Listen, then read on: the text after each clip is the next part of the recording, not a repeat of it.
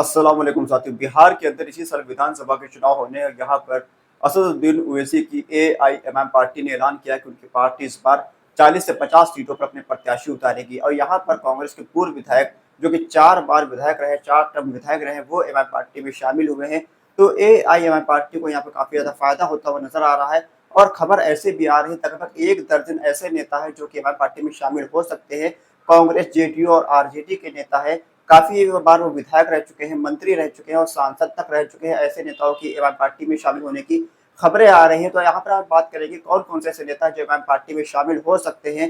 AIMIM party में आने वाले दिनों में काफी बड़े नेता शामिल होने की संभावना भी जताई जा रही है। तो यहाँ पर तौसीफ आलम जो कि बहादुरगंज से विधायक रहे हैं 4 बार, वो तो एआईएमआईएम पार्टी में शामिल हो चुके हैं। उसके अलावा यहाँ पर जो खबर है लगभग 1 दर्जन नेता है जो एमआईएम पार्टी में शामिल होने के लिए लाइन में लगे हुए हैं। उनमें से एक नाम है मास्टर मुजाहिद आलम का, जो कि कोचा धमन विधानसभा सीट से 2 बार विधायक रहे हैं। जेडीयू से हाल ही में उन्होंने इस्तीफा दिया है और अब खबर यह है कि वो असदुद्दीन ओवैसी की एआईएमआईएम पार्टी में शामिल हो सकते हैं और इनके साथ जो तिहाड़ विधानसभा इसके साथ कोचा धामन विधानसभा सीट पर उनको असदुद्दीन ओवैसी अपना बिहार का 2025 विधानसभा चुनाव में प्रत्याशी भी बना सकते हैं। इसके अलावा बात करें तो यहाँ पर एक 6 बार के विधायक रहे और पूर्व मंत्री हाजी अब्दुल सुभान के ताल्लुक से भी खबर है कि वो भी एमआईएम पार्टी में शामिल हो सकते हैं। हालांकि अभी फिलहाल में वो आरजेडी में है। 6 बार 22 विधानसभा सीट से वो विधायक रहे हैं, मंत्री रहे हैं। उनको लेकर भी खबर है कि वो भी एमआईएम पार्टी में शामिल हो सकते हैं और यहाँ पर वो 22 से एमआईएम पार्टी के प्रत्याशी हो सकते हैं। इसके अलावा एक चौंकाने वाला नाम ऐसा है, वो है जो कि हाट विधानसभा सीट से सरफराज आलम का। सरफराज आलम अररिया के सांसद रह चुके हैं, मरहूम तस्लीमुद्दीन के बड़े बेटे हैं और साथ ही साथ जो कि हर विधानसभा सीट से विधायक भी रह चुके हैं। और जो सबसे अहम चीज है वो है एमआईएम पार्टी के बागी विधायक शहनवाज आलम के बड़े भाई है। शहनवाज आलम वही है जिनको पिछले बार एमआईएम पार्टी ने जो कि हाट से प्रत्याशी बनाया था। हालांकि उन्होंने चुनाव जीतने के बाद वो अपने साथ अपनी एमआईएम पार्टी के 3 और विधायकों को लेकर एमआईएम पार्टी को छोड़कर आरजेडी में शामिल हो गए थे। अब यहाँ पर खबर आ रही है कि उनके बड़े भाई सरफराज आलम एमआईएम पार्टी में शामिल हो सकते हैं और दोनों भाइयों के बीच तल्खियां बढ़ती नजर आ रही है। आज का इंटरव्यू है शहनवाज आलम का, जिसमें उन्होंने सरफराज आलम पर गंभीर आरोप लगाए हैं, उनको भाजपा के साथ मिले होने का आरोप लगाया है। लोकसभा चुनाव में उनको चुनाव हरवाने के लिए भाजपा का साथ देने का उन पर आरोप तक लगा दिया है। और यहाँ पर जो सरफराज आलम है उनके ताल्लुक से खबर आ रही है कि वो भी असदुद्दीन ओवैसी की एआईएमआईएम पार्टी में शामिल हो सकते हैं और जो कि हाट विधानसभा सीट से एमआईएम पार्टी के प्रत्याशी बनने के इच्छुक भी है। और यहाँ पर देखना होगा कि उनके छोटे भाई ने जब एमआईएम पार्टी को धोखा दिया था, तो क्या बड़े भाई पर असदुद्दीन ओवैसी और अख्तुल इमान भरोसा करेंगे, क्योंकि उनके छोटे भाई धोखा दे चुके हैं। हालांकि दोनों भाइयों के बीच कुछ खास अच्छे रिश्ते नहीं है, दोनों भाइयों के बीच आपस में झगड़ा चलता है। पिछले बिहार के विधानसभा चुनाव में भी दोनों भाई आमने सामने चुनाव लड़े थे, जिसमें से एमआईएम के प्रत्याशी शहनवाज आलम ने जीत हासिल करी थी, तो सरफराज आलम आरजेडी के प्रत्याशी थे, वो सेकंड नंबर पर रहे थे। अब यहाँ पर अगर वो एमआईएम में आते हैं तो यहाँ पर एक बार फिर से भाइयों का मुकाबला देखने को मिल सकता है। हालांकि संभावना कम है कि असदुद्दीन ओवैसी और अख्तुल इमान उन पर भरोसा जताएंगे, क्योंकि उनके छोटे भाई ने पहले एमआईएम पार्टी को धोखा दिया हुआ है।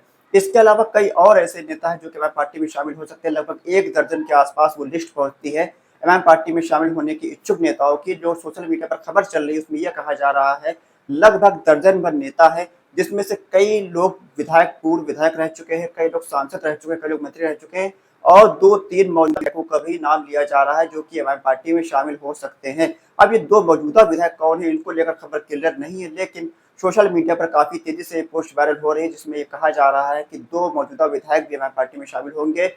इसके साथ साथ 2-3 पूर्व सांसद, 2-4 पूर्व विधायक एमआईएम पार्टी में शामिल होने के लिए लिस्ट में लाइन में लगे हैं। असदुद्दीन ओवैसी का यहाँ पर 3 मई को एक दौरा होने वाला है किशनगंज के अंदर। इसके अलावा 4 और 5 मई को भी असदुद्दीन ओवैसी बिहार में रहेंगे, अलग अलग इलाकों में वहां पर लोगों से मुलाकात करेंगे। इसमें भी कई एमआईएम पार्टी में लोग एमआईएम पार्टी में शामिल हो सकते हैं। असदुद्दीन ओवैसी उनको अपनी सदस्यता दिलवा सकते हैं और यहाँ पर असदुद्दीन ओवैसी की पार्टी और मजबूत हो सकती है। लोगों का कहना है कि 15 मई एक ऐसी तारीख है जहां पर एमआईएम पार्टी को बड़ी कामयाबी मिल सकती है।